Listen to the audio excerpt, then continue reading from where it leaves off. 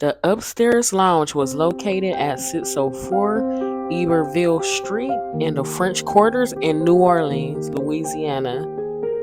It's considered the deadliest fire in New Orleans history. The upstairs lounge was a refuge for the LGBTQ plus community where they received love and acceptance to be themselves. In its day, everyday people passed by the bar and didn't even know that upstairs it was a massive gay bar on the second story of the building. Now keep in mind that this is 19 in the 1970s and the LGBT community was not accepted as a part of society. During this time, homosexuality was considered a mental illness through the American Psychiatric Association. Sorry about that. I just wanted to kind of put you in a mindset of how society was at the time when it came to the LGBTQ plus community. It was a very unsafe time, and it was very unsafe to be openly gay and identify as a part of the LGBTQ plus community. Now, the LGBTQ community in New Orleans would do invite only dinner clubs to socialize privately. Others will frequent public cruising spots and bars. Now, cruising spots, for those who don't know, are places where basically like you pick up on people or you pick up on a person or picking up, basically flirting with someone, letting them know that you're part of the gay community. That could turn into hookups or just knowing more people in the gay community. Again, this is 1970, and a lot of people had to be on a DL just to protect their jobs and things of that nature. Unfortunately, in the late night hours, police will raid, beat up, and arrest the bar goers for things like hugging, which they charge as obscenities. They also harass them as well, but the harassment didn't stop there. They would publish the names of the people that were arrested in the newspapers.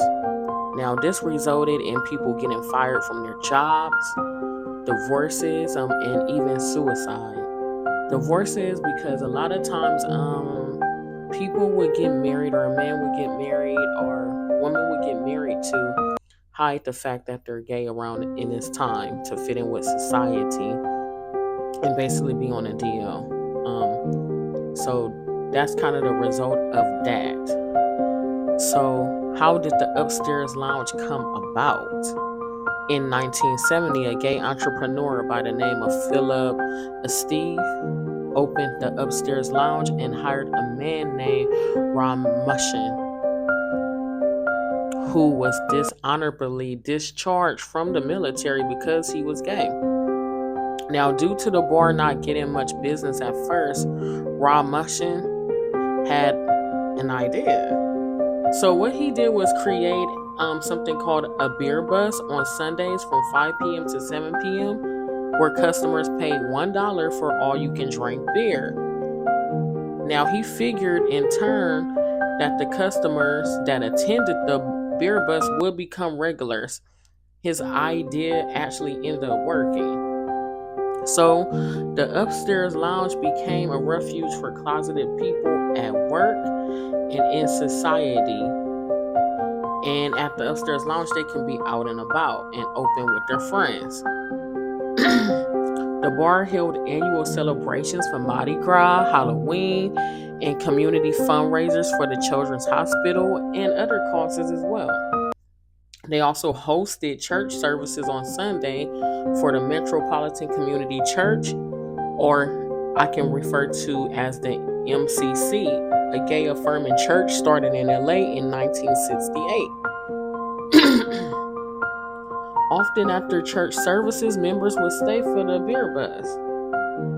Now that you have a little background about not only how in 1970 how the views of the LGBTQ community was viewed, but you kind of get an idea of how, for New Orleans, the upstairs lounge served as a safe haven for people in the LGBT community, given the climate of the society at the time. Now, let's get into the events that led up to the tragedy that happened at the upstairs lounge, where people literally were burnt alive, in part 2.